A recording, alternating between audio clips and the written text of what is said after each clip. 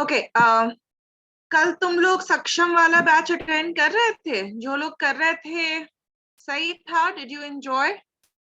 Yes ma'am. सही था? समझ में आ रहा था? Yes ma'am.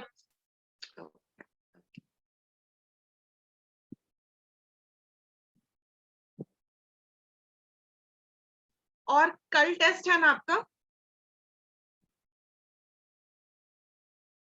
Yes ma'am. ये वाला दुखी वाला यस मैम था। चलो बस 1 मिनट देना। कौन सा टेस्ट?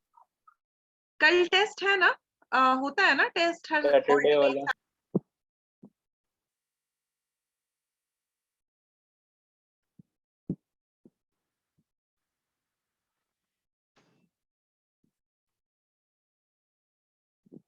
चलो लेट्स बिगिन देन। ओके, तो open your NCERTs. NCERT open करो, पेज नंबर 21। ठीक है, चैप्टर तो पहचान ही रहे हो, chapter number 2, sexual reproduction in flowering plants. Okay, so open to page number 21 of that chapter.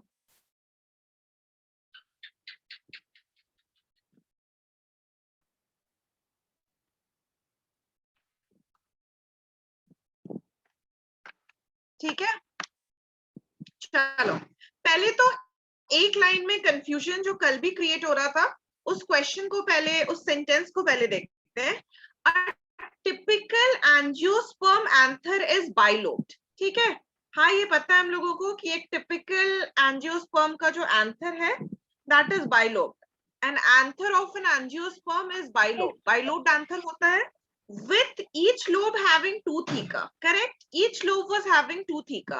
तो let's say कि I am trying to draw an anther here। एक एंथर ड्रॉ कर रहे हैं, ठीक है। ये एंथर जो है, इस एंथर में 2 लोब्स होगा। ठीक है, यहाँ पे 2 लोब्स प्रेजेंट होता है इस एंथर में। एंड ये बहुत गंदा एंथर बन गया। So the anther will be having 2 lobes. Let's say कि ये एक एंथर है,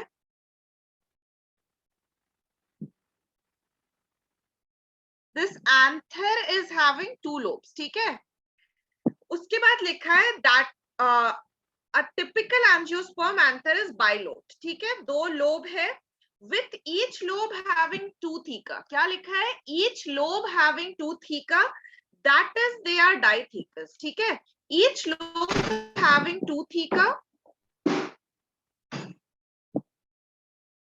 each lobe having 2 theca,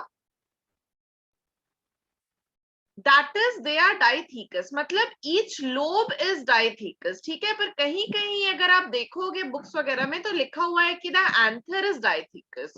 The anther is dithecous, but according to your NCERT, each lobe having 2 theca, that is they are dithecous। Often a longitudinal groove runs lengthwise separating the theca।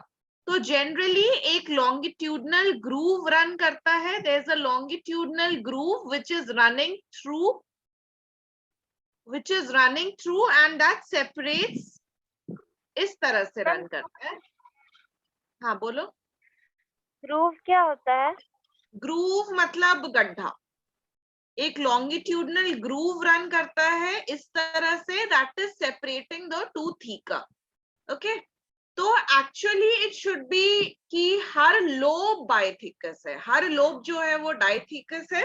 But sometimes जैसे कल एक question आया था ना, I guess Swati या मुस्कान किसी एक का क्वेश्चन था कि सर ने लिखवाया है कि 4 स्पोरेंजिया प्रेजेंट है एंड 2 थीका प्रेजेंट है, डाइथिकस कंडीशन है। तो कहीं कहीं even I check that it is written as dithecous, पर अगर अपने एनसीईआरटी को देखो तो वहां पे क्लियरली लिखा है कि each lobe having 2 theca, that is they are dithecous. तो द कंफ्यूजन इज हियर कि पॉलन जो हमारा एंथर है, इज दैट डाइथिकस और इज द लोब डाइथिकस? तो यहाँ पे जो एक लॉजिकल एक्सप्लेनेशन नजर आता है इस सेंटेंस को रीड करके, वो यही नजर आता है कि द लोब इज डाइथिकस। समझ रहे हो इस बात को? Yes ma'am. समझ रहे हो ना कि लोब जो है वो डाइथिकस है। 2 lobes are present, 2 lobe present है and each lobe is having 2 theca. तो टोटल 4 थीका प्रोड्यूस होता है। Each lobe is having 2 theca, therefore called dithecus. This is a sentence on page number 21, second paragraph का first sentence है ये, ठीक है, second paragraph का फर्स्ट सेंटेंस है. Often a longitudinal groove runs lengthwise separating the theca. चलो तो फिर आगे कंटिन्यू करते हैं, आगे समझते हैं.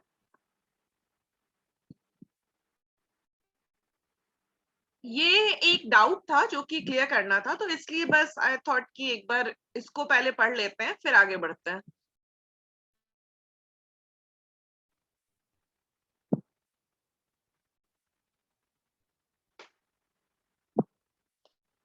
तो मैम आंसर चलो ही बोलेंगे ना? डाइथीकस ही बोलेंगे, डाइथीकस ही बोलेंगे. कभी अगर एग्जाम में आया तो डाइथीकस ही लिखना, ठीक है. हाँ बोलो. टेट्राथेकस नहीं बोलेंगे ना? टेट्राथेकस नहीं, टेट्राथेकस टर्म कहीं भी मेंशन नहीं है, तो डाइथीकस ही लिखना, डाइथीकस ही लिखना. ओके, एनसीईआरटी में डाइथीकस ही लिखा है तो डाइथीकस ही लिखना. पिछले क्लास में हम लोग मेल रिप्रोडक्टिव वर्ल्ड स्टार्ट किए थे. Yes ma'am. चलो let's continue with that.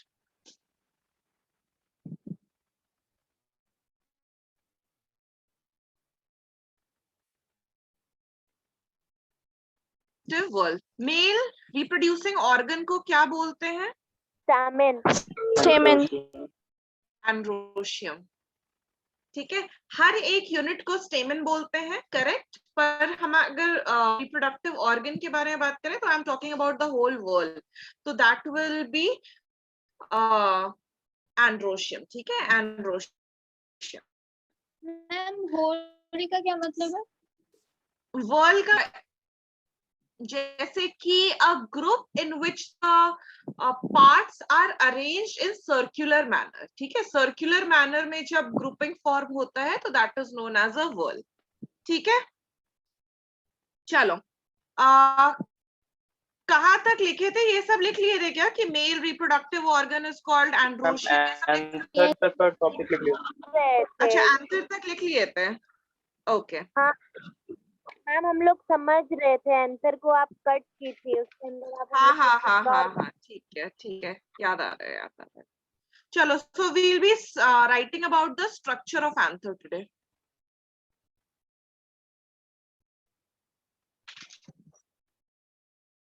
Structure of anther.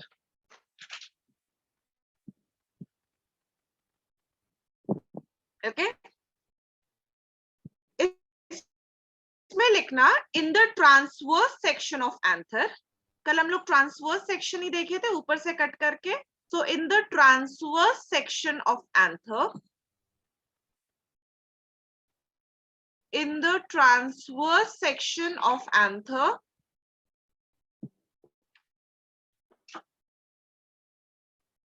it is seen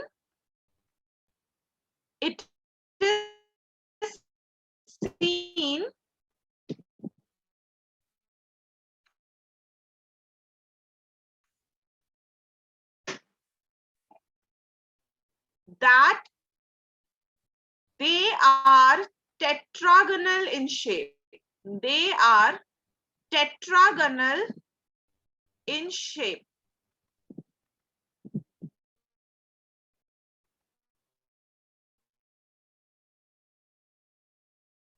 Appears, microsporangium appears near circular. Microsporangium occurs near circular, मतलब almost circular in outline. Microsporangium occurs near circular in outline. ठीक है,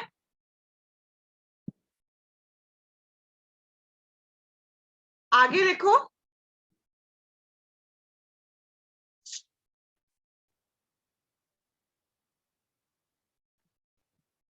Structure of an anther. Structure तो लिख ही चुके हो ना, लिखो layers of anther.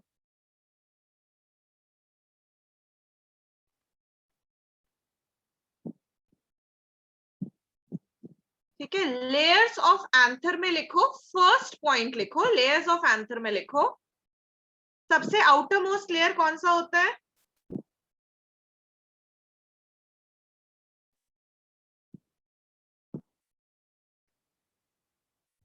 Epidermis ma'am. Epidermis होता है, हाँ, एपिडर्मिस मैम। एपिडर्मिस होता है, ठीक है। Epidermal layer mostly outer most layer ही रहता है, एंथर के केस में भी एपिडर्मिस आउटर मोस्ट रहता है। तो लेयर्स ऑफ एंथर में फर्स्ट लिखो epidermis, it is the outer most layer, it is the outermost layer, it is the outermost layer,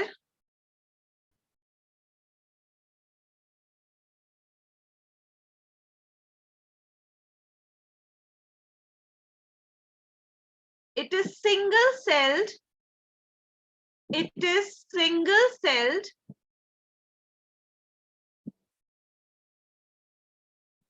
thick walled. Single cell का बना होता है पर wall is thick.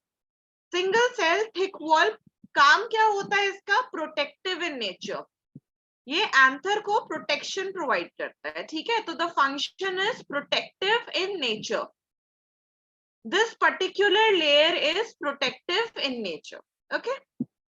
Talking about the next layer, epidermis के अंदर जो layer present है, what is the next layer epidermis के बाद? इंडोथेसियम। एंडोथीशियम,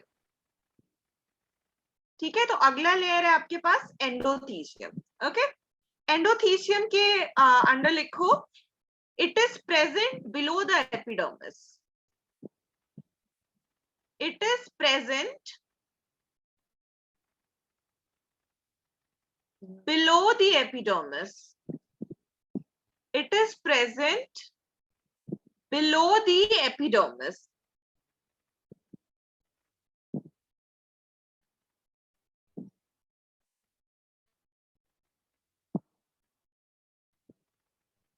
ठीक है।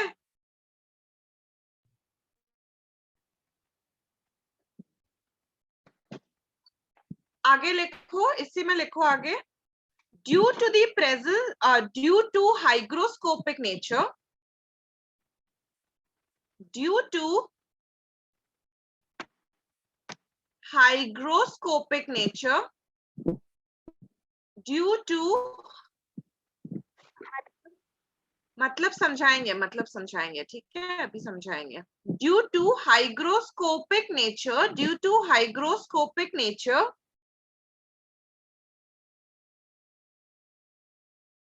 ब्रैकेट में लिखो because of the, due to hygroscopic nature, bracket में लिखो because of the presence of, because of the presence of fibrous thickening,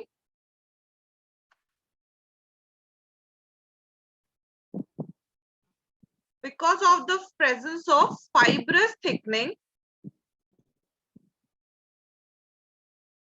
due to hygroscopic nature, because of the presence of fibrous thickening, comma, it helps in the dehiscence of anther. It helps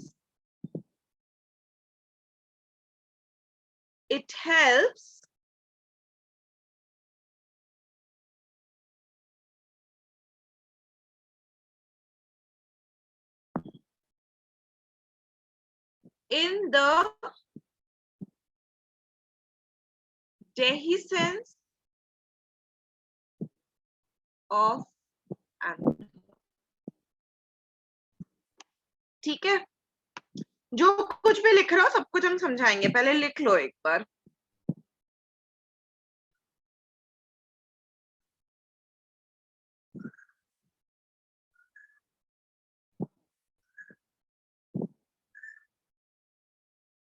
आगे लिखो, third में लिखो,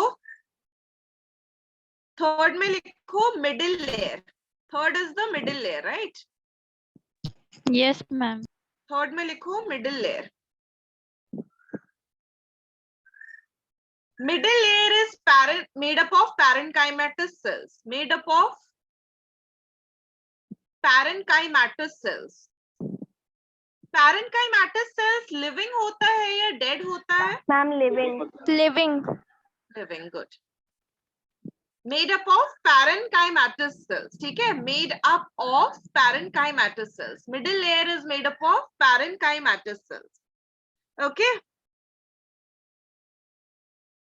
तो middle layer में क्या होगा? Food storage होता है। यहाँ पे पैरेन्काइमेटस सेल्स है तो यहाँ पे फूड स्टोरेज हो सकता है, ठीक है। पैरेन्काइमेटस सेल्स प्रेजेंट है तो food storage is possible in the middle layer, okay.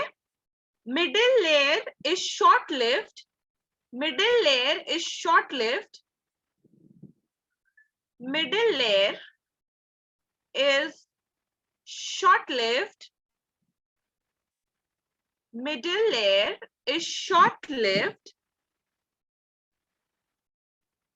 middle layer is short lived in nature, short lived and absent in mature anthers.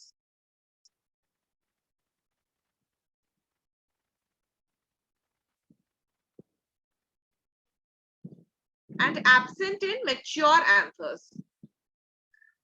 Let's move on to the next layer. सबसे innermost layer कौन सा है?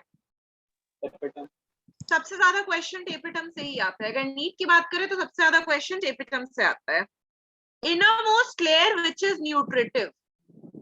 Innermost layer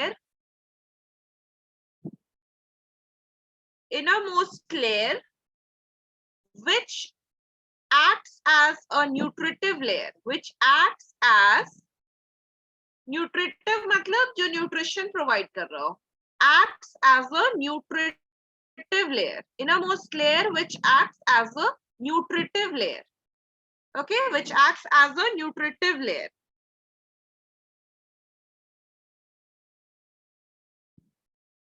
They absorb food from the middle layer. They absorb food from the middle layer. They absorb food from the middle layer. They absorb food from the middle layer and provide nutrition to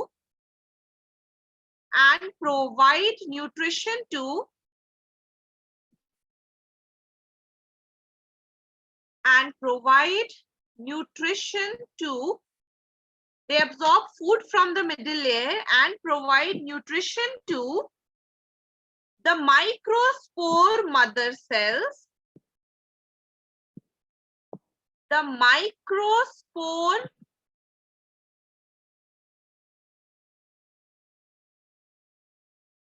mother cells. The microspore mother cells or developing microspore or developing microspore. ठीक है, next sentence लिखो, they disappear in mature anther. They disappear in mature anther. लिखना हो जाए तो बताना, फिर हम एक्सप्लेन करते हैं पूरा। हो गया। डन, सभी का हो गया? यस। चलो,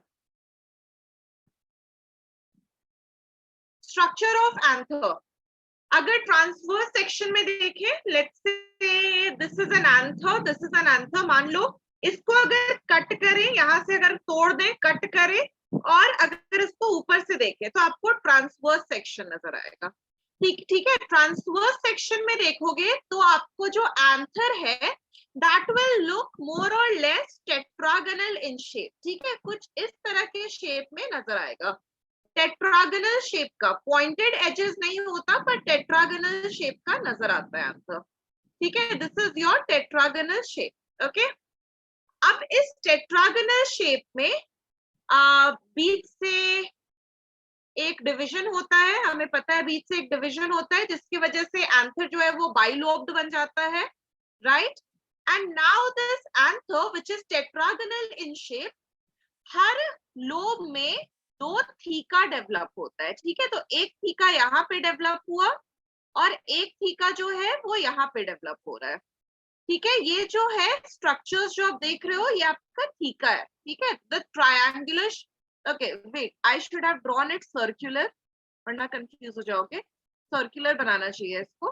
तो जो थीका आपको नजर आएगा, the microsporangium, that will appear something like this, ठीक है, इस तरह से नजर आएगा, ओके। अब हर थीका के अंदर 4 थीका आपको नजर आ रहा है, हर थीका के अंदर बहुत सारे पॉलन ग्रेन्स भरे हुए होंगे, ठीक है। हर थीका के अंदर, ये अंदर है, ठीक है, अंदर है, ये सरफेस पे नहीं है। हर थीका के अंदर बहुत सारे मल्टीपल्स ऑफ पॉलन ग्रेन्स भरे होंगे, हर थीका के अंदर बहुत सारे पॉलन ग्रेन्स भरे होंगे, ठीक है। सारे में इस तरह से पॉलन ग्रेन्स भरे रहते हैं। तो इनमें जो पॉलन ग्रेन्स भरे होते हैं ना, उन पॉलन ग्रेन्स से भरे हुए थीका को, इन पॉलन ग्रेन से भरे हुए स्ट्रक्चर को हम बोलते हैं पॉलन सैक, ठीक है। इसी स्ट्रक्चर को हम बोलते हैं पॉलन सैक। जैसे एक चावल की बोरी होती है ना, ऊपर से नीचे तक जिसमें चावल भरा हुआ होता है, वैसे ही ये जो सैक है, ये एंथर जो है, ये कुछ इस तरह से होगा। और इसके अंदर, पूरे अंदर के तरफ भी हर थीका में स्पोर्स भरे होंगे। Let's say I am drawing this theca here, इसके अंदर स्पोर्स हैं। अब ये थीका जो है सिर्फ सरफेस पे थोड़े ही है, ये तो अंदर की तरफ है ना, तो अंदर की तरफ भी स्पोर्स भरे हुए होंगे, ठीक है। तो ये भरा हुआ है इसके अंदर spore, this spore will later be forming pollen grains. ये जो स्पोर्स है ये बाद में पॉलन ग्रेन्स बना रहा होगा। तो इन स्ट्रक्चर्स को हम क्या नाम देते हैं? इनको हम बोलते हैं पॉलन सैक। क्यों? क्योंकि इनमें पॉलन ग्रेन्स भरे हुए हैं, ठीक है, इसलिए इनको हम बोलते हैं पॉलन सैक। समझ में आ रहा है ये चीज? तो माइक्रोस्पोरेंजियम क्या है? Microsporangium is your pollen sac. Pollen sac को ही हम माइक्रोस्पोरेंजियम बोल रहे हैं, ओके, समझ रहे हो? Yes ma'am. समझ में आ रहा है? किसी को कहीं डाउट होगा तो प्लीज पूछ लेना। अच्छा, वॉइस तो, हाँ बोलो। वॉइस आ रही है मेरी प्रॉपर्ली? आपकी वॉइस आ रही है। हाँ दीक्षु, तुम्हारा आवाज क्लियर नहीं है। मैम पॉलन सैक को हम लोग ठेका बोलेंगे ना? पॉलन सैक को हम लोग ठेका बोलेंगे ना? पॉलन सैक को एग्जैक्टली थीका नहीं बोलेंगे, पॉलन सैक को माइक्रोस्पोरेंजियम बोलेंगे। थीका का फॉर्मेशन, मैम इको हो रहा है। हाँ क्या बोल रहे हो यामिनी? मैम रिपीट हो रहा है आपका वॉइस पीछे से, फिर से रिपीट हो रहा है? अभी वो ठीक है? दीक्षा का माइक ऑन होता तो इसलिए रिपीट होता है। अच्छा अभी ठीक है? Yes ma'am. ठीक है। देखो थीका एग्जैक्टली थीका के अंदर पॉलन सैक डेवलप हो रहा है, तो थीका के अंदर पॉलन सैक या माइक्रोस्पोरेंजियम डेवलप हो रहा है, ठीक है। इस तरह से देखो तो यहाँ पे हमारा माइक्रोस्पोरेंजियम या फिर पॉलन सैक डेवलप हुआ। ये जो ओपनिंग है ना, that is known as your theca. Exactly opening जो देख रहे हो ऊपर के सरफेस पे है, कट करने पे, दैट ओपनिंग इज थीका। उसी को थीका भी बोल सकते हो। पॉलन सैक जो है वो थीका के अंदर डेवलप हो रहा है, ठीक है। थीका इज जस्ट द पोर, उसके अंदर पॉलन, हाँ बोलो। ल्यूमेन को कहा जाता है थीका ना? हाँ ल्यूमेन को थीका कहा जाता है, वो जो स्पेस है ना उसको थीका कहा जाता है। उसके अंदर डेवलप हो रहा है आपका पॉलन सैक, और पॉलन सैक को हम बोलते हैं माइक्रोस्पोरेंजियम। अगर सिंगल है तो माइक्रोस्पोरेंजियम, अगर मल्टीपल है तो माइक्रोस्पोरेंजिया, ठीक है। क्लियर है ये बात? Yes ma'am. Okay, layers of anther देखते हैं। Layers of anther, 4 layers present होते हैं एंथर में। Outermost to innermost याद करना पड़ता है। आउटर मोस्ट इज एपिडर्मिस, उसके अंदर होता है एंडोथीशियम, उसके अंदर प्रेजेंट होता है आपका मिडिल लेयर, और सबसे अंदर होता है tapeta. Okay, so there are 4 layers basically, 4 layer देखने को मिलता है। Let's draw the 4 layers and try to understand. अच्छा, ये पहले रीड कर लेते हैं. Epidermis is the outer most layer. Epidermis सबसे बाहर का लेयर होता है, सिंगल सेल्ड है पर थिक वॉल्ड है. थिक वॉल है क्योंकि इसको प्रोटेक्शन का काम करना है, प्रोटेक्टिव इन नेचर है, सबसे आउटर मोस्ट लेयर है, तो पूरे के पूरे एंथर को, सारे पॉलन सैक्स को इसको प्रोटेक्ट करने का काम दिया हुआ है. तो एपिडर्मिस जो है that is protective in nature. हमारे स्किन को भी एपिडर्मल लेयर बोलते हैं. स्किन का क्या फंक्शन है? प्रोटेक्शन का फंक्शन है. तो एपिडर्मिस जहां कहीं भी प्रेजेंट होता है, मेन फंक्शन होता है प्रोटेक्शन. ठीक है, एपिडर्मिस का फंक्शन होता है प्रोटेक्शन. एपिडर्मिस के जस्ट नीचे हमारा एंडोथीसियम प्रेजेंट होता है. ठीक है, एपिडर्मिस के नीचे एंडोथीसियम प्रेजेंट होता है. That is the next layer. Epidermis के नीचे endothecium. Epidermis, endothelium. Endothelium is present below the epidermis. Now, endothelium is having hygroscopic nature. Endothelium जो है ना, वो fibrous thickening का बना होता है. तो they have hygroscopic nature. Hygroscopic nature कहने का मतलब कि they have a tendency. Hygroscopic का मतलब होता है, hygroscopic का मतलब होता है tendency to absorb moisture from air. Tendency to absorb moisture from air.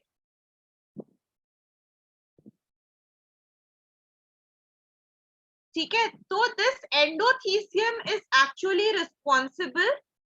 ये moisture absorb करता है, and when this endothelium is grown, it's matured, it helps in the dehiscence of anther. मतलब एंथर के rupture होने में इसका बहुत बड़ा रोल है. Endothecium helps in the rupturing of anther. Anther rupture होगा तभी तो उसके अंदर जो पॉलन सैक में पॉलन ग्रेन्स डेवलप हो रहे हैं वो बिखरेंगे और पॉलिनेशन विल टेक प्लेस. तो एंथर जो है दैट इज एंडोथीसियम जो है that is responsible for dehiscence of anther. मतलब एंथर के रप्चर होने में एंडोथीसियम बहुत इंपॉर्टेंट रोल प्ले करता है.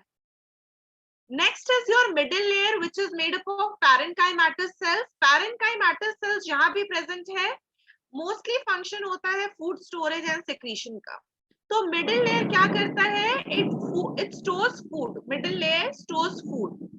अब middle layer जो है ये short lived होता है और mature anthers में absent होता है. जब तक कोई anther young है ना, तब तक ही middle layer present होगा. जब तक anther young है, तब तक ही middle layer present होगा. और जैसे ही एंथर का मैच्योरेशन होता है, मिडिल लेयर खुद ब खुद घटता जाता है, क्योंकि मिडिल लेयर फूड का बना हुआ है. Middle layer is made up of parenchymatous sales जिसमें कि फूड प्रेजेंट है. तो जैसे जैसे आपके एंथर्स मैच्योर हो रहे हैं, पॉलन ग्रेन्स मैच्योर हो रहे हैं, तो वो फूड को कंज्यूम करते जाते हैं. फूड को कंज्यूम करते जाते हैं तो कहाँ से कर रहे हैं? मिडिल लेयर से कर रहे हैं. तो मिडिल लेयर खत्म होता चला जाता है. ठीक है, इसलिए मिडिल लेयर जो है वो यंग एंथर में नजर आएगा पर मैच्योर एंथर में नहीं नजर आता है. लास्ट में अगर हम बात करें टेपिटम की, तो tapetum is the inner most layer which acts as a nutritive layer. Tapetum जो है न्यूट्रिटिव लेयर है, न्यूट्रिशन प्रोवाइड करता है. कैसे प्रोवाइड करता है? तो टेपिटम जो है it absorbs food from the middle layer. Tapetum absorbs food from the middle layer. Tapetum जो है मिडिल लेयर से फूड को अब्सॉर्ब करता है.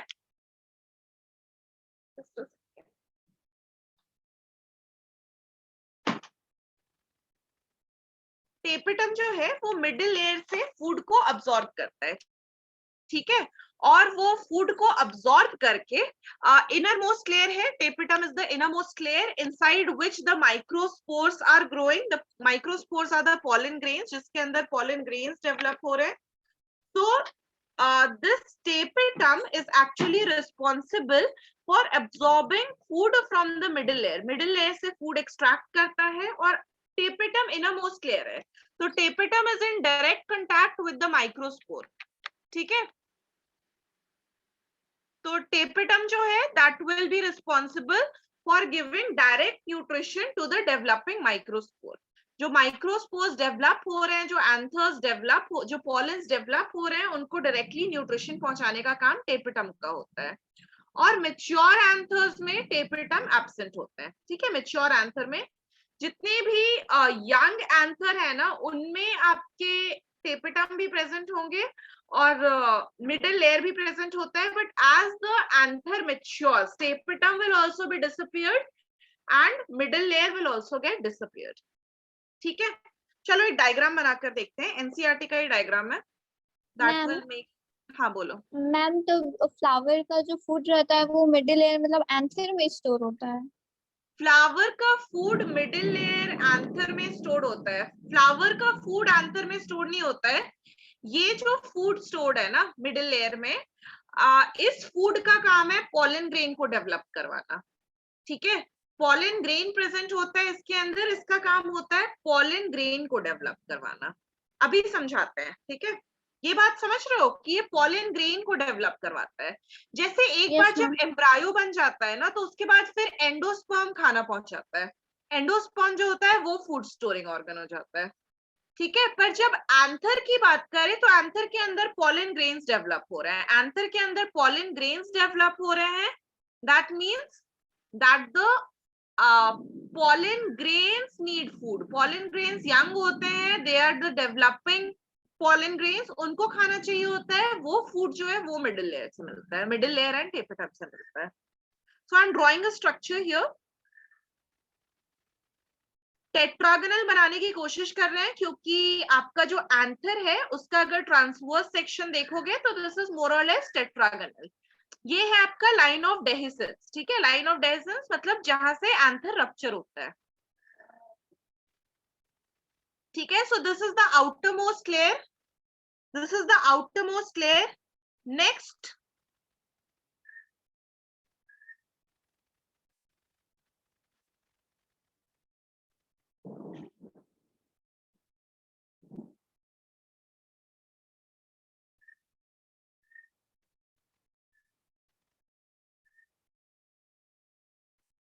This is the second layer. ठीक है, उसके बाद फिर एक और लेयर आता है हमारे पास,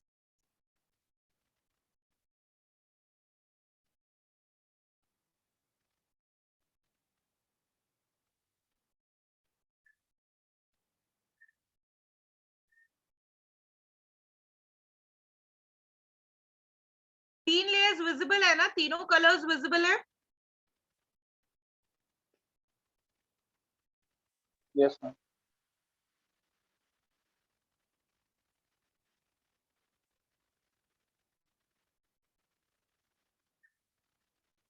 ठीक है, ये क्या है, ये पूरा स्ट्रक्चर जो है दिस इज योर एंथर। ठीक है, ये है आपका एंथर, जिसको कि अगर नीचे की तरफ भी अगर इलोंगेट कर दें तो ये कुछ ऐसा प्रेजेंट होता है। ठीक है, एंथर ये कुछ ऐसा प्रेजेंट होता है। समझ रहे हो ना इस बात को?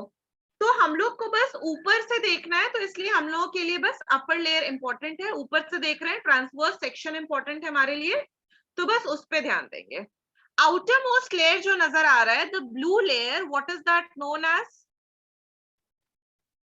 Epidermis. Epidermis. Yes, ma'am. Outer most layer is epidermis. Epidermis का काम क्या है? एपिडर्मिस प्रोटेक्शन दे रहा To है। ठीक है, protect the हाँ, एपिडर्मिस प्रोटेक्ट कर रहा है। एपिडर्मिस के अंदर प्रेजेंट है एंडोथीसियम। एंडोथीसियम क्या करेगा? जब एंथर को रप्चर होना होगा, एंथर को क्यों रप्चर होना है?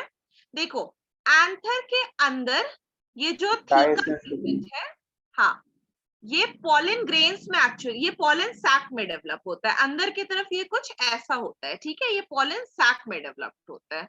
इस पॉलन सैक के अंदर पॉलन ग्रेन्स भरे होते हैं।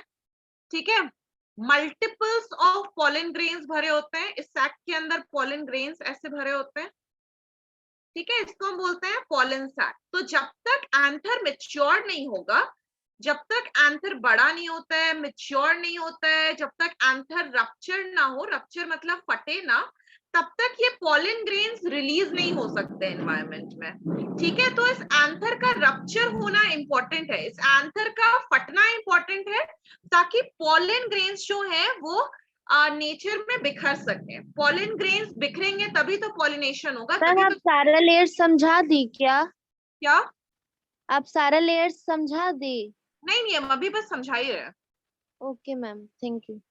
ठीक है, तो एपिडर्मिस के बाद हम लोग क्या देखे, एंडोथीसियम। एंडोथीसियम का काम क्या होता है? दीक्षा हम वो समझा चुके हैं, क्या बोलते हैं उसको, थ्योरी समझा चुके हैं, डायग्राम समझा रहे हाँ हैं मैम, अभी। वो तो समझे थे मैम, वो मेरा ना अभी नेटवर्क इशू हो गया था, इसीलिए हम लीव हो गए थे। अच्छा ठीक है, तो यहाँ पे देख लो, यहाँ पे भी समझ जाओगे। एपिडर्मिस का काम क्या होता है? एपिडर्मिस प्रोटेक्शन प्रोवाइड करता है।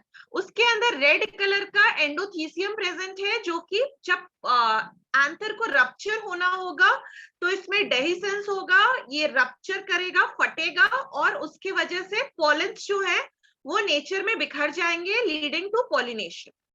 एंडोथीसियम के बाहर जो वेट अ सेकेंड, एंडोथीसियम हम गलत मार्क किए है ना?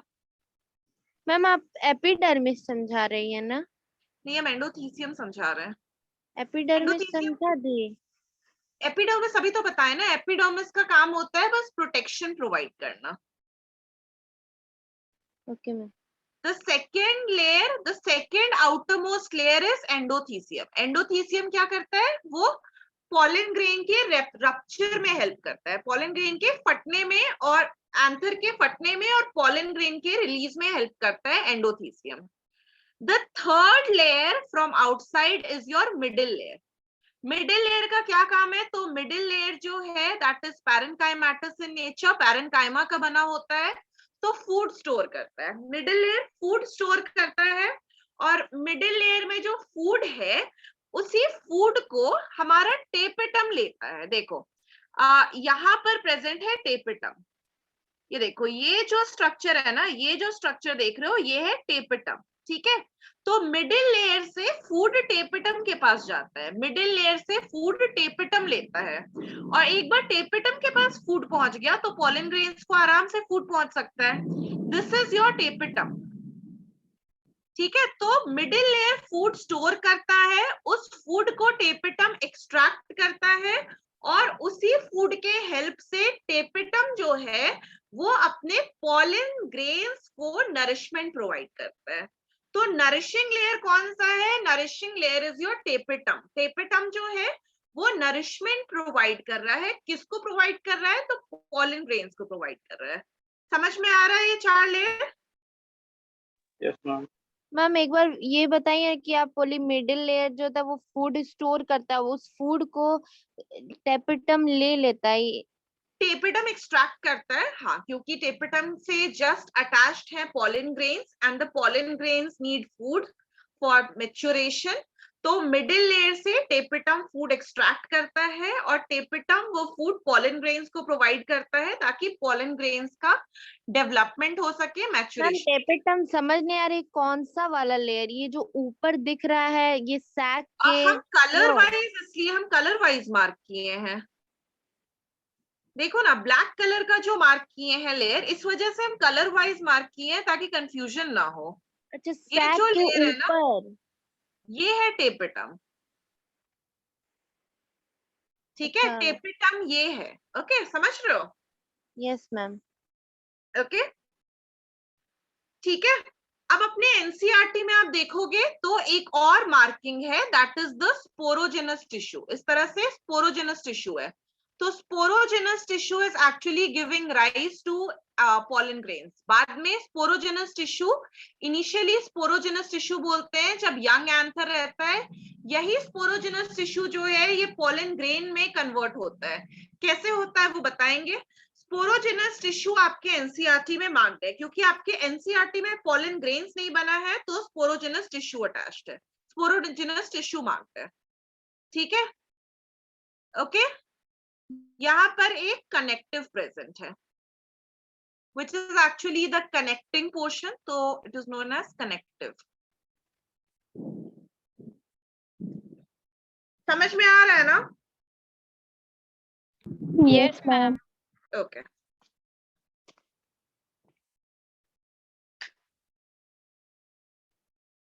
जब मेरा क्लास होता है तभी ऐसे मौसम खराब होता है, या फिर सबके साथ ऐसा होता है? मैम फिजिकल केमिस्ट्री में भी होता है। फिजिकल केमिस्ट्री में भी हमेशा होते रहता है। यस अच्छा, मैम।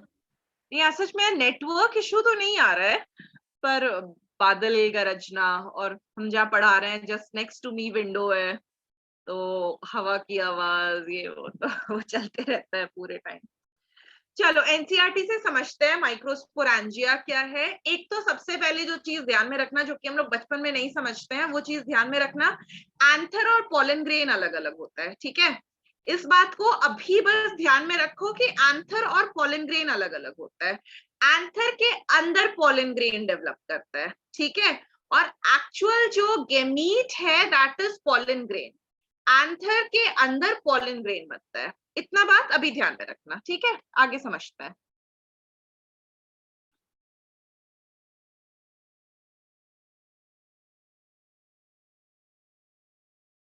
चलो, the microsporangia develop further and become pollen grains. अब हम लोग देखे थे कि हमारे पास जो एंथर प्रेजेंट था, एंथर जो प्रेजेंट था which was tetragonal in shape, tetragonal shape का एंथर था, ठीक है। यहाँ पर हमारे पास क्या थे, यहाँ पर क्या प्रेजेंट था, थीका प्रेजेंट था, राइट। यहाँ पर थीका प्रेजेंट था हमारे पास, ओके। ये एंथर है, यहाँ पे थीका प्रेजेंट है, okay. The microsporangia develop further to become pollen grains. अब ये थीका जो है, this theca is the cavity, जैसे पुष्कर बोल रहा था, this is the lumen, cavity है, ये स्पेस है, ये थीका क्या है, ये स्पेस है, ये कैविटी है, ठीक है। इस थीका के अंदर आपके पास प्रेजेंट होता है माइक्रोस्पोरेंजिया, ठीक है। इसके अंदर डेवलप होने लगता है माइक्रोस्पोरेंजिया। माइक्रोस्पोरेंजिया क्या है, तो microsporangia is actually the pollen sac, ठीक है। Microsporangia is actually the pollen sac. तो माइक्रोस्पोरेंजिया क्या होता है, microsporangia is the pollen sac, जिसके अंदर पोलन ग्रेन्स डेवलप हो रहा है, उसको हम बोलते हैं माइक्रोस्पोरेंजिया, ठीक है। तो किसके अंदर डेवलप हो रहा है, पोलन सैक के अंदर डेवलप हो रहा है। तो pollen sac is equals to microsporangia, pollen sac is equals to microsporangia. They extend longitudinally all through the length of anther and are packed with pollen grains. NCERT में लिखा है कि जितना बड़ा आपका एंथर होता है उतना ही लेंथ जाता है पोलन सैक का। Let's say if this is your anther, तो ऑलमोस्ट इसी साइज का पोलन सैक रहेगा। अब एक एंथर में कितना पोलन सैक प्रेजेंट होगा, 4। Correct, good good, 4। एक एंथर में 4 पोलन सैक प्रेजेंट होगा, ठीक है। और थोड़ा सा मेरा टेढ़ा मेढ़ा डायग्राम है, प्लीज डोंट माइंड दैट।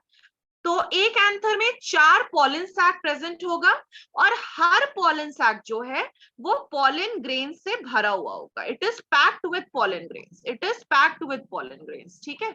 ये पोलन ग्रेन्स है, इससे भरा हुआ होगा, नीचे भी पूरी तरह से हर एक पोलन सैक जो है वो पोलन ग्रेन से भरा होगा।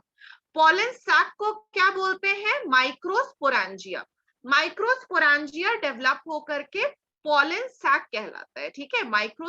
Microsporangia is equivalent to pollen sac, ठीक है। पोलन सैक जो है वो पूरा लॉन्गिट्यूडनली प्रेजेंट होगा और वो पूरी तरह से एंथर से भरा होता है, okay. Structure of microsporangium, structure of microsporangium हम लोग डिस्कस कर चुके हैं। The 4 layers that we discussed, वो स्ट्रक्चर ऑफ माइक्रोस्पोरेंजियम था, ठीक है। We'll just go through it once again. In a transverse section, a typical microsporangium appears near circular in outline.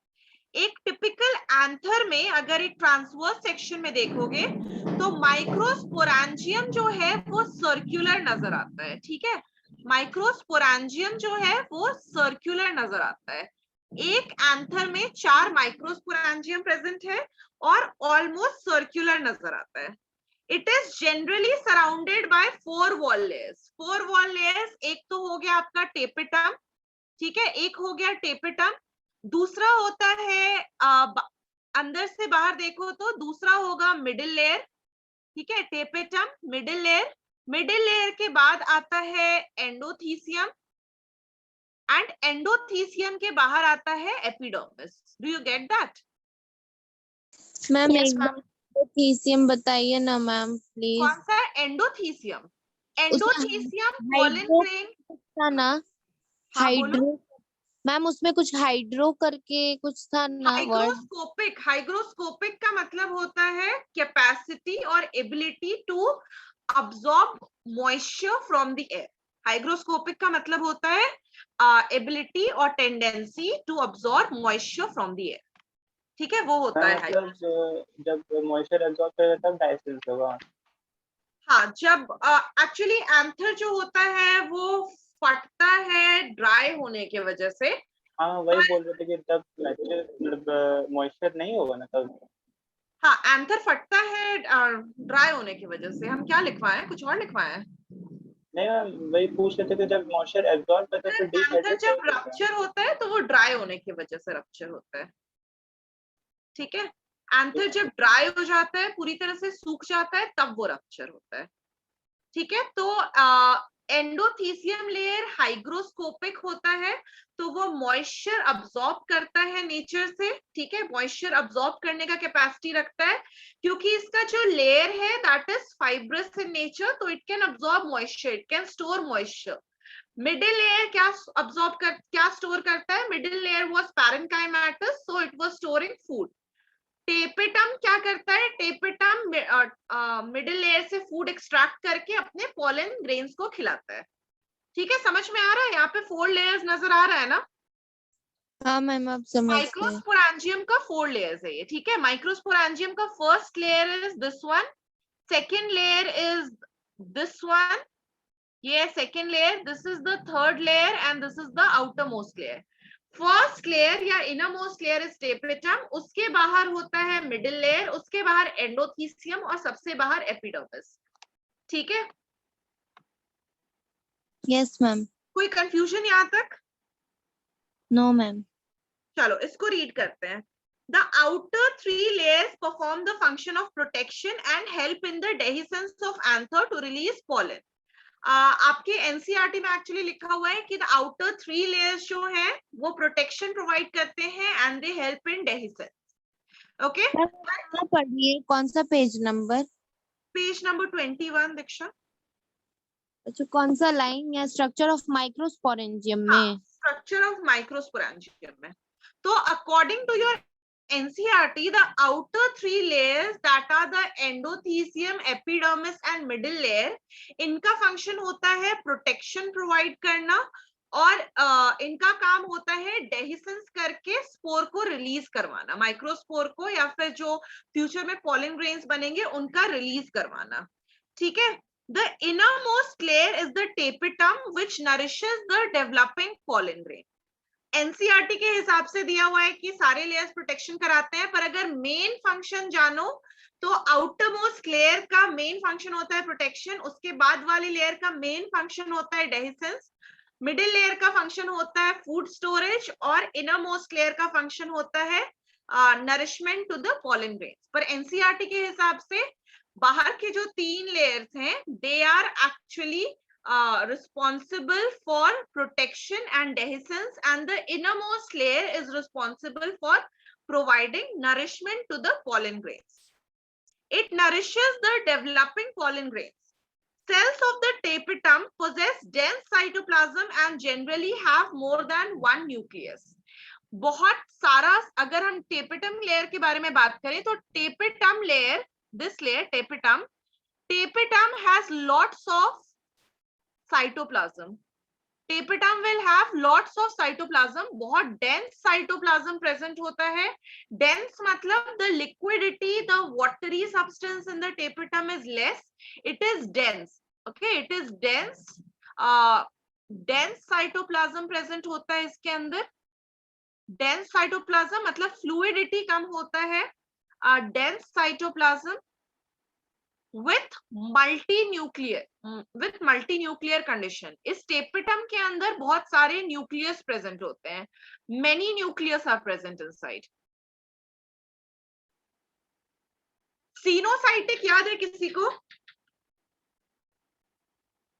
Coenocytic याद है किसी को? सीनोसाइटिक क्या होता था? सिनोसिटिक मल्टीन्यूक्लिएट। क्या बोलो फिर से? सिनोसिटिक मल्टीन्यूक्लिएट। हाँ, सिनोसिटिक मतलब साइटोप्लाज्म के अंदर बहुत सारे न्यूक्लियस प्रेजेंट हैं। तो टेपिटम के अंदर लिखा हुआ नहीं है एनसीईआरटी में, पर कहीं ना कहीं हमें सिनोसाइटिक कंडीशन देखने को मिलता है, बिकॉज डेंस साइटोप्लाज्म है, एक साइटोप्लाज्म है और उसके अंदर बहुत सारे न्यूक्लियस प्रेजेंट हैं, ठीक है, और कोई सेप्टा प्रेजेंट नहीं है, कोई भी डिविजन प्रेजेंट नहीं है न्यूक्लियस के बीच में। तो dense cytoplasm plus many nucleus, we can see a sinusotic behavior here, sinusotic nature देखने को मिलता है यहाँ पे हमें, ठीक है। So tapetum is actually responsible for providing nourishment, ठीक है, टेपिटम का काम होता है नरिशमेंट प्रोवाइड करना। अब देखो पॉलन ग्रेन्स कैसे बनता है, लेयर्स समझ में आ गया ना, लेयर्स में तो कोई डिफिकल्टी नहीं है। Hello, no ma'am. समझ में आ रहा है ना, लेयर्स में कोई डिफिकल्टी नहीं है। नहीं मैम। ओके, सो गए क्या तुम लोग? नहीं मैम, अभी नो कैसे? मैम। नो मैम, अभी कहाँ से? ओके, अभी कहा आई लाइक दैट। ओके, ठीक है, चलो अभी देखते हैं कि एंथर में पॉलन ग्रेन्स का फॉर्मेशन कैसे होता है। When the anther is young, a group of compactly arranged homogeneous cells called sporogenous tissue occupy the center of each microsporangium. Microsporangium आपको पता है क्या है? Microsporangia बोलते हैं प्लूरल में, सिंगुलर में बोलते हैं माइक्रोस्पोरेंजियम। तो हर एक आपका हर एक माइक्रोस्पोरेंजियम, 4 माइक्रोस्पोरेंजियम एक्चुअली प्रेजेंट होता है, 4 थीका है तो 4 माइक्रोस्पोरेंजियम प्रेजेंट होता है, ठीक है। जब ये हाँ बोलो। अच्छा, पोलन सैक ही को बोलते हैं माइक्रोस्पोरेंजियम। हाँ, माइक्रोस्पोरेंजियम ही पॉलन सैक में डेवलप होता है। शुरू से तो पॉलन का डेवलपमेंट नहीं होता ना, शुरू से तो पॉलन नहीं प्रेजेंट होता है, एंथर के अंदर बाद में पॉलन बनता है। तो जब पॉलन बन गया होता है तब बोलते हैं पॉलन सैक, पॉलन बनने से पहले बोलते हैं माइक्रोस्पोरेंजियम, ठीक है, समझ में आ रहा है? Yes ma'am. समझ रहे हो ना? ओके, देखो जब एंथर यंग होता है, ठीक है, एंथर यंग होता है तो एक माइक्रोस्पोरेंजियम हम लिए हैं, एक माइक्रोस्पोरेंजियम लिए हैं। When the anther was young, this one microsporangium was filled with a young tissue that is known as sporogenous tissue, ठीक है, तब की बात कर रहे हैं when anther was young। अभी लिखना मत, हम लिखवा देंगे ये सब। ये जब एंथर यंग था, जब पॉलन सैक नहीं बना था, जब पॉलन ग्रेन्स नहीं बना था, when the anther was young, it had a tissue which was named as sporogenous tissue, ठीक है, इसमें एक टिश्यू प्रेजेंट था जिसको की बोलते थे sporogenous tissue, okay, sporogenous tissue बोलते थे इसको। Alright, sporogenous tissue, a group of compactly arranged homogeneous cells, homogeneous cells मतलब same type of cells, sporogenous tissue में जितने भी सेल्स प्रेजेंट थे वो सारे सेम सेल्स थे, ठीक है, तो सेम सेल्स मतलब homogenous cells. Group of compactly arranged मतलब टाइटली अरेंज्ड सेल्स थे and tightly arranged homogenous cells, compactly arranged homogenous cells that was making up the sporogenous tissue. Ma'am फिर से बताइए ना मैम प्लीज। क्या बताया दीक्षा? मैम यही स्पोरोजेनस टिश्यू, मैम मेरा फिर से कॉल आ गया था। ओके, तुमको कॉल्स अटेंड करना बंद करना होगा क्लास के टाइम पे, ठीक है, क्योंकि हम लोग बहुत स्लो जा रहे हैं क्लास में एक्चुअली। मेरा था हाँ मैम, पापा का था इसीलिए उठाना पड़ा, थोड़ा बोल दिए कि ठीक है। तो देखो स्पोरोजेनस टिश्यू, जब कोई भी एंथर यंग होता है तो हर एक माइक्रोस्पोरेंजियम जो है स्पोरोजेनस टिश्यू से भरा होता है, ठीक है, स्पोरोजेनस टिश्यू का बना होता है। Sporogenous tissue is homogeneous in nature. Homogeneous का मतलब होता है कि सारे सेल सेम टाइप के हैं, सारे सेल सेम टाइप के हैं, और इन स्पोरोजेनस टिश्यू में ही माइटोसिस होगा जिससे कि हमें आगे पॉलन ग्रेन्स मिलता है, ठीक है, ठीक है। अब देखो जैसे जैसे एंथर में मैच्योरेशन होगा, एंथर यंग है तो स्पोरोजेनस टिश्यू प्रेजेंट है, जैसे जैसे एंथर में मैच्योरेशन होगा, एंथर का एजिंग होगा, एंथर में मैच्योरेशन होगा, एंथर यंग है तो स्पोरोजेनस टिश्यू प्रेजेंट है। जैसे जैसे इस एंथर का मैच्योरेशन होगा, ठीक है, इस एंथर का मैच्योरेशन होगा, इस स्पोरोजेनस टिश्यू में सेल डिवीजन होना स्टार्ट होगा। ठीक है, स्पोरोजेनस टिश्यू में सेल डिवीजन होना स्टार्ट होगा, मतलब माइटोसिस होगा। सेल डिवीजन हो रहा है, सेल का नंबर मल्टीप्लाई हो रहा है तो माइटोसिस हो रहा है। गेमीट का फॉर्मेशन होता है तो मियोसिस होता है, पर यहाँ पे माइटोसिस हो रहा है क्योंकि सेल का नंबर बढ़ना है। ठीक है, तो sporogenous tissue as the anther develops, cells of the sporogenous tissue undergo okay, it's meiosis, pollen grain बन रहा है, sorry, pollen grain बन रहा है, pollen grain is a gamete, ठीक है, it's meiosis, very sorry, बता दिया करो यार ऐसे कुछ हो तो। स्पोरोजेनस टिश्यू में मियोसिस होता है क्योंकि पोलन ग्रेन तो गेमीट है ना, गेमीट का फॉर्मेशन हो रहा है, तो it is actually going through meiosis. Sporogenous tissue में मियोसिस होता है क्योंकि गेमीट का फॉर्मेशन हो रहा है। गेमीट, कौन सा गेमीट बन रहा है यहाँ पे? पोलन ग्रेन बन रहा है। Pollen grain is a gamete, okay, pollen grain is a gamete. तो पोलन ग्रेन का फॉर्मेशन स्पोरोजेनस टिश्यू से होता है through meiosis. Meiosis is a reductional division which is responsible for forming gametes. तो pollen grains का formation होता है यहाँ पे through the sporogenous tissue. Sporogenous tissue initially present होते हैं एंथर में when the anther was young, पर जैसे जैसे एंथर का मैच्योरेशन होता है, एंथर रिप्रोडक्टिव साइकिल के तरफ मूव करेगा। The plant is moving towards reproduction, तो रिप्रोडक्शन के लिए मियोसिस होने लगेगा। मियोसिस होगा तो मियोसिस के बाद गेमीट्स का फॉर्मेशन होगा और स्पोरोजेनस टिश्यू से पोलन ग्रेन्स का फॉर्मेशन होता है, पोलन ग्रेन्स का फॉर्मेशन होता है। ठीक है, आपके एनसीईआरटी में ये पोलन ग्रेन्स जो है, जो गेमीट्स फाइनली फॉर्म हो रहा है पोलन ग्रेन्स, इनिशियली इसको माइक्रोस्पोर टेट्राड बोला गया है। माइक्रोस्पोर, माइक्रोस्पोरेंजियम के अंदर क्या डेवलप हो रहा था? स्पोरेंजियम क्या होता है? स्पोरेंजियम इज अ स्ट्रक्चर जिसके अंदर स्पोर डेवलप हो रहा हो। तो माइक्रोस्पोरेंजियम के अंदर क्या डेवलप होगा? माइक्रोस्पोर डेवलप होगा। ठीक है, माइक्रोस्पोरेंजियम के अंदर माइक्रोस्पोर डेवलप होगा। तो पोलन ग्रेन्स को हम लोग माइक्रोस्पोर भी बोल सकते हैं। हाँ मैम, बोल यस मैम। ठीक है, बोल सकते हैं। पोलन ग्रेन्स को हम माइक्रोस्पोर भी बोल सकते हैं। Okay, now turn to the next page. Next page पे टर्न करो, पेज नंबर 22 पे। As each cell of the sporogenous tissue is capable of giving rise to microspore tetrad. Sporogenous tissue के में जो सेल्स प्रेजेंट है, अब sporogenous tissue की अगर बात कर रहे हैं तो sporogenous tissue will be made up of cells, है ना। टिश्यू हमेशा सेल्स का बना होता है। तो स्पोरोजेनस टिश्यू जो है वो कैसे सेल्स का बना हुआ था? अभी बताए थे। स्पोरोजेनस टिश्यू कैसे सेल्स का बना हुआ था? हाँ, होमोजेनस। होमोजेनस सेल्स का बना हुआ था। होमोजेनस का मतलब सेम टाइप ऑफ सेल्स। ठीक है, अब बहुत सारे सेल्स हैं जो कि मिलकर के टिश्यू बना रहे हैं। हर एक सेल जो है that is able to give rise to a microspore tetrad. हर एक सेल जो है स्पोरोजेनस टिश्यू का, that is able to give rise to microspore tetrad. Microspore tetrad कहने का मतलब है कि 4 माइक्रोस्पोर इस तरह से अरेंज्ड। ठीक है, माइक्रोस्पोर टेट्राड। हर एक स्पोरोजेनस टिश्यू का हर एक सेल जो है वो 4 माइक्रोस्पोर्स बना सकता है। ठीक है, 4 माइक्रोस्पोर्स। एक सेल से 4 सेल कौन से डिवीजन में बनता है? माइटोसिस या मियोसिस? मियोसिस में। मियोसिस में बनता है। मियोसिस में हम लोग देखे थे कि एक सेल के डिवीजन से 4 सेल्स बन रहा था। यस मैम, याद है ना, मियोसिस 1 के बाद 2 बना था, मियोसिस 2 के बाद 4 बना था।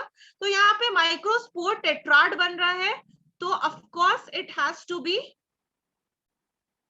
To be meiosis.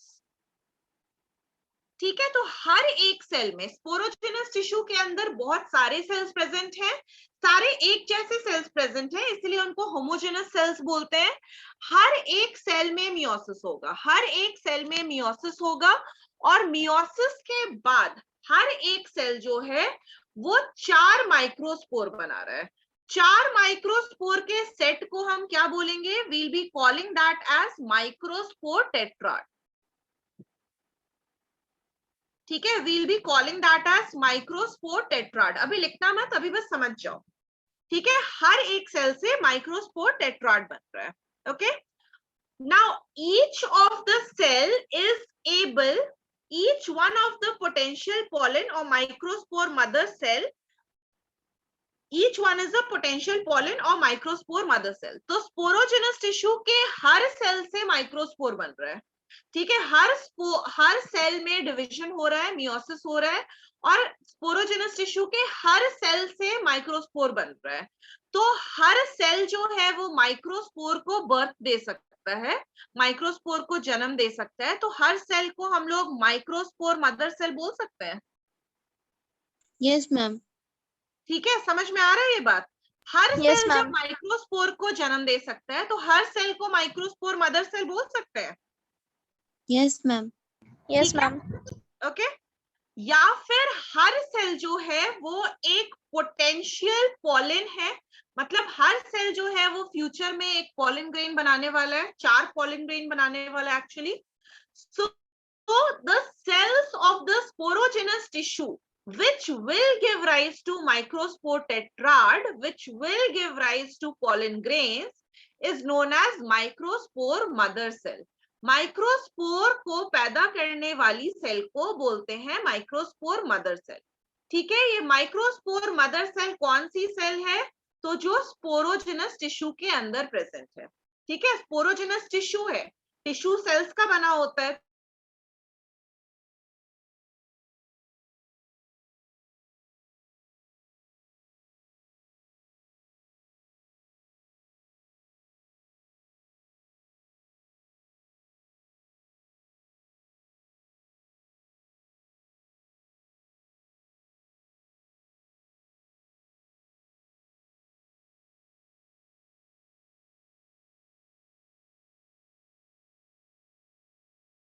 और टेट्राड बोलते हैं।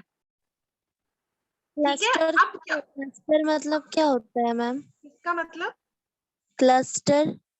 क्लस्टर मतलब गुच्छा, bunch. Okay ma'am.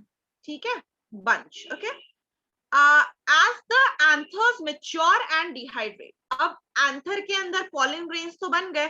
Pollen grain कैसे बना? तो पॉलन ग्रेन स्पोरोजेनस टिश्यू जो था इनिशियली, जो स्पोरोजेनस टिश्यू यंग टिश्यू जो प्रेजेंट था, वो उसके अंदर डिवीजन होना स्टार्ट हुआ और उसके अंदर माइक्रोस्पोर टेट्राड्स बने।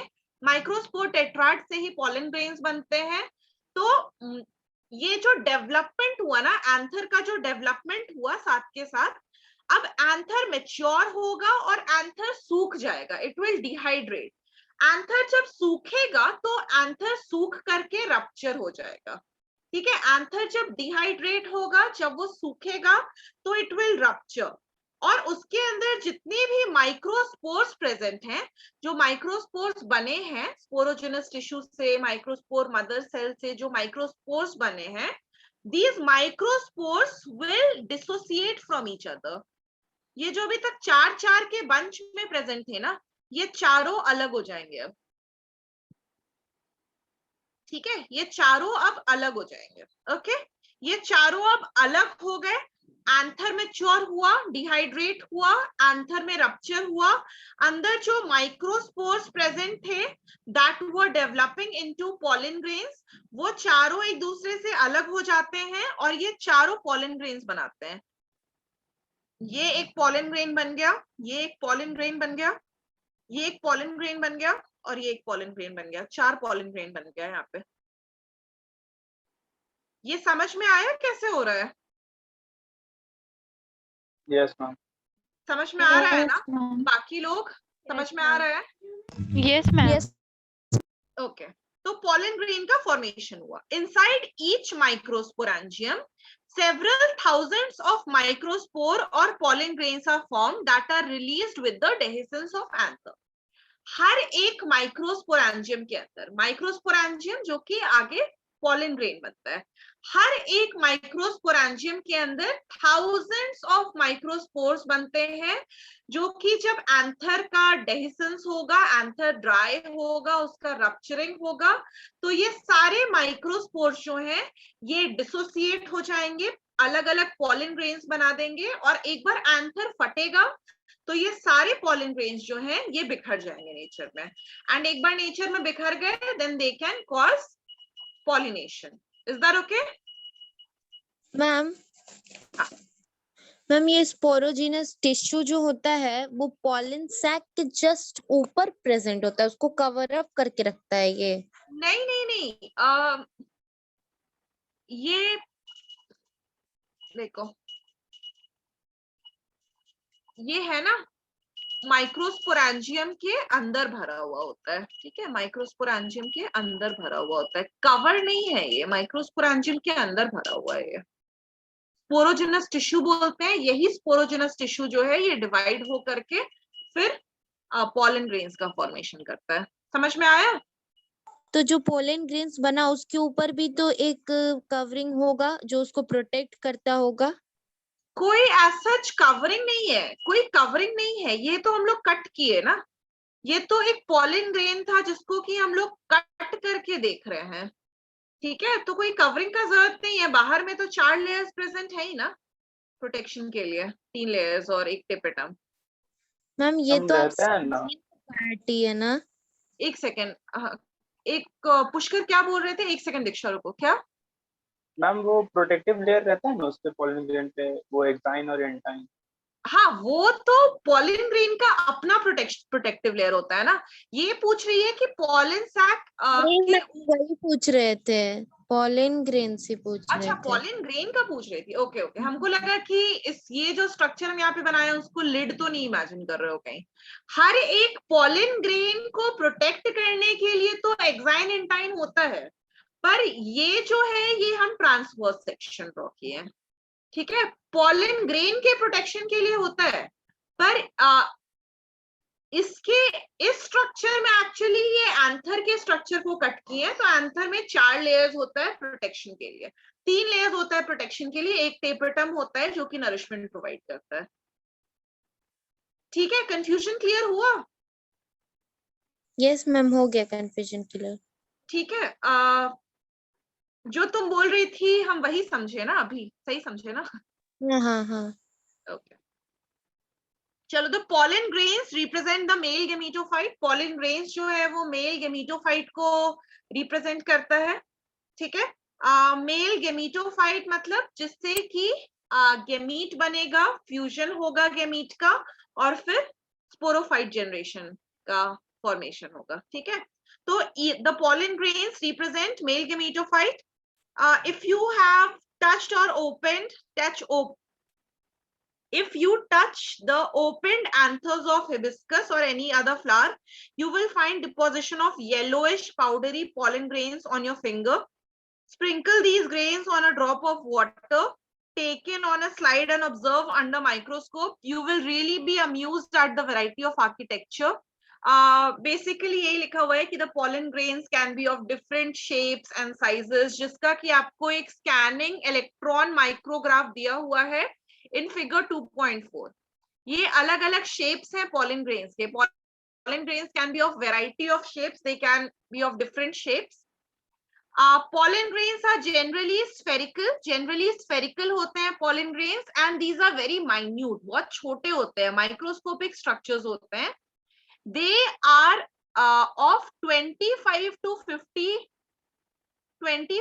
50 micrometer in diameter. एक माइक्रोमीटर और मीटर का रिलेशन बताना, तो 1 मीटर में कितना micrometer? 10 to the power -6. Yes correct, 10 to the power -6. ठीक है, एक micrometer is equals to 10 to the power -6 meter. ठीक है, ओके. अब ये जो एंथर है, ये जो पॉलन ग्रेन है, सॉरी पॉलन ग्रेन है, एंथर नहीं, पॉलन ग्रेन। अब इस एंथर के ऊपर आपको दो प्रोटेक्टिव लेयर देखने को मिलेगा, ठीक है। पॉलन ग्रेन के ऊपर आपको दो प्रोटेक्टिव लेयर मिलता है। Outer layer is known as exine, बाहर मतलब एक्साइन, ठीक है। एक्स इज आउटसाइड, तो बाहर का जो लेयर है that is exine layer. It is made up of sporopollenin. आज कुछ भी हम लिखवा नहीं रहे, समझ लो, नेक्स्ट क्लास में सब लिखवा देंगे। This is made up of sporopollenin. Sporopollenin क्या होता है? Sporopollenin is a substance. It is an organic material जो कि किसी भी कंडीशन में, किसी भी सिचुएशन में सरवाइव कर जाए, ठीक है। It can withstand high temperature, strong acid से भी ये नहीं पिघलता है, एल्कली डाल दो, किसी भी टेम्परेचर में रख दो, इसको कुछ नहीं होता, ठीक है। It is the most resistant organic matter. Sporopollenin is considered as the most resistant organic matter. Most resistant organic matter is sporopollenin. इसको ना एसिड से कुछ होता है, ना अल्कली से कुछ होता है, ना टेम्परेचर से कुछ होता है। They will never be disrupted. ये जो लेयर है कभी भी टूटता नहीं है। No enzyme that degrades sporopollenin is yet known, so far known. अभी तक ऐसा कोई भी एंजाइम, कोई भी अल्कली, कोई भी एसिड नहीं मिला है जिससे स्पोरोपोलिन को तोड़ा जा सके, ठीक है, जिससे स्पोरोपोलिन का ब्रेक डाउन हो सके। ऐसा कोई भी एंजाइम अभी तक डिस्कवर नहीं हुआ है, ठीक है, जिससे स्पोरोपोलिन का रप्चर किया जा सके। Pollen grain exine has a prominent aperture called germ pore where sporopollenin is absent.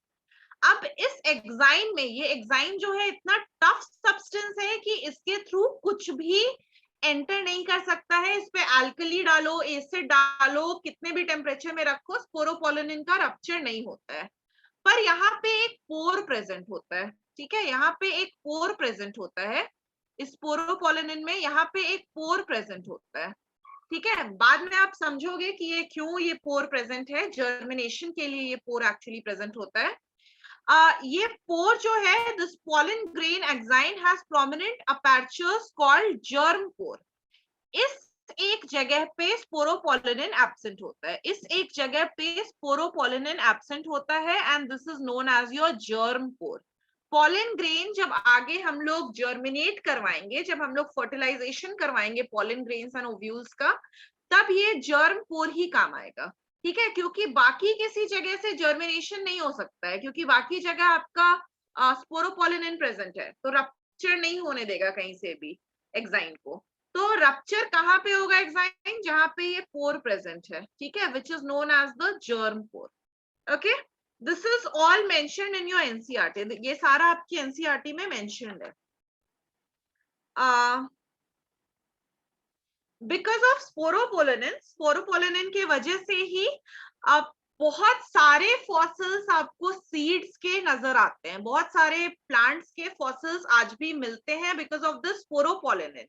क्योंकि स्पोरोपोलिन कितने सालों से पड़ा हुआ है, but it is still not degraded, इसका रप्चरिंग नहीं होता है कैसे भी कंडीशन में, because of which sporopollenin has lived for so many years. इतने साल से स्पोरोपोलिन इज स्टिल सर्वाइविंग, ठीक है। तो sporopollenin is still found, has still been, because of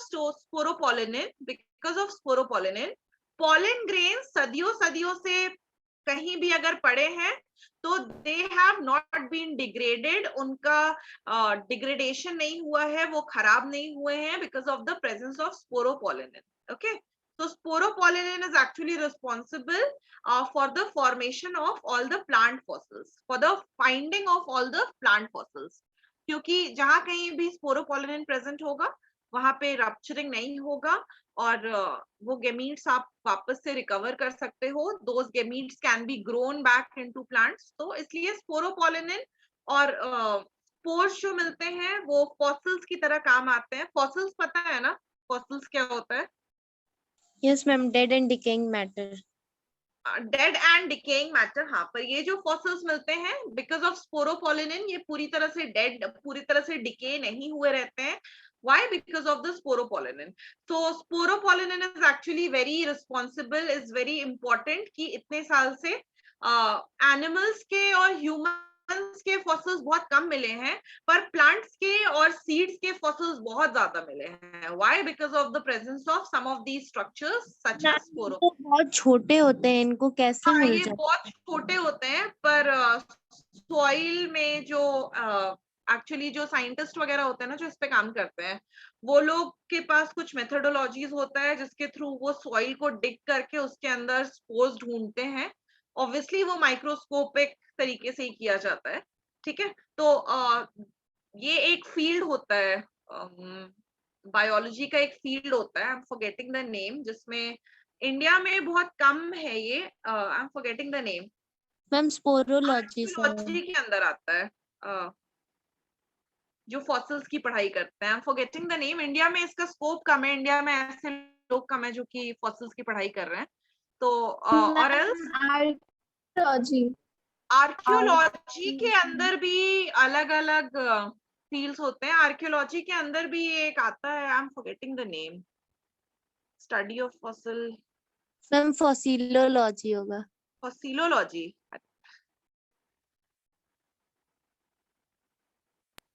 paleontology, Paleontology is paleontology, yes, study fossils. Very good, thank you. Paleontology.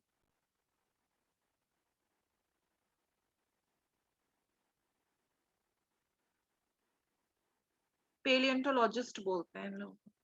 तो archaeology के अंदर ही आता है, पर जो फॉसिल्स को पढ़ते हैं दैट इज पेलियोंटोलॉजिस्ट. ओके, तो इंडिया में पेलियोंटोलॉजी का बहुत कम स्कोप है, मतलब किसी बच्चे को कभी नहीं सुनोगे बोलते हुए कि पेलियोंटोलॉजिस्ट बनना है.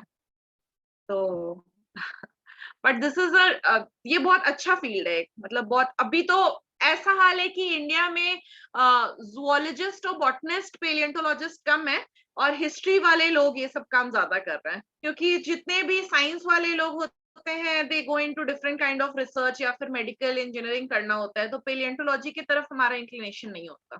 तो बिकॉज ऑफ विच जो हिस्ट्री वाले लोग हैं, जो एक्चुअली जो आर्कियोलॉजिस्ट हैं, जो कि मॉन्यूमेंट स्टडी करते हैं, they are going into palaeontology and not the science students. ठीक है, तो आज हम लोग यहीं तक रखते हैं, बिकॉज मे बी 7 बजे से आपका सक्षम का बैच होगा. मैम एक चीज पूछना ठीक है? चाहेंगे. हाँ, मैम ये जो एग्जाइन जो कवरिंग होता है वो किस एंजाइम या किधर से आता है? वो कहाँ से रिलीज होता है? ये कहाँ से रिलीज होता है ये ये कवरिंग? कहाँ से रिलीज होता है वो तो I'll have to see, but this is made up of sporopollenin. Enzyme sporopollenin का बना होता है. हम खुद वो तो खुद से ही क्रिएट होता है, पॉलन ग्रेन खुद से ही क्रिएट कर रहा है, पर ये पूछ रही है कि कहाँ से एग्जैक्टली ओरिजिनेट हो रहा है.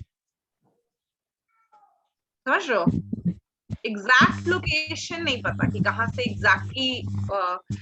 लेयर्स जो है वो तो पॉलन ग्रेन खुद ही से क्रिएट करता है.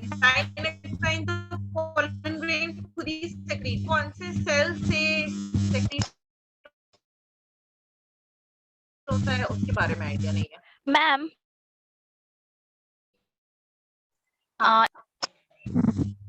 Exine is an organic matter जो कि pollen grain के outer layer को फॉर्म करता है, sporopollenin को. ठीक है, सॉरी, sporopollenin is a, क्या बोले थे अभी, ऑर्गेनिक मैटर जो कि पॉलन ग्रेन का आउटर लेयर फॉर्म करता है. स्पोरोपोलिन आपको प्लांट के सीड्स में ही देखने को, पॉलन ग्रेन्स में ही देखने को मिलता है एज एन आउटर लेयर.